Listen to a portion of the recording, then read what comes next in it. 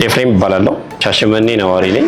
የወንዶች አልባሳት ላይ ነው የምሰራው። የሁሉ በመምጣቱ ደግሞ እኛን እንድንሰራ አበረታቶናል። ሌሎቹንም ወጣቶችን እንዲሁ በማበረታታት ይታወቃል። የሁሉ ይለያል። በዚህ አጋጣሚ የሁሉን አመሰግናለሁ። ደከም ብሎ የነበረ የብር ረቅም እሱ በመምጣቱ አገኝቼዋለሁ። የተሰጠኝን የምፈልገውን አገኝቼ ስራዬን እንዲያነቃቃ አድርጎኛል። አመሰግናለሁ። የሁሉ ገንዘብን አጠራቅመን ዕቁብ እንጥላለን እንዲናደርጋለን እያለን ማያዝ አንችልም ነበረ።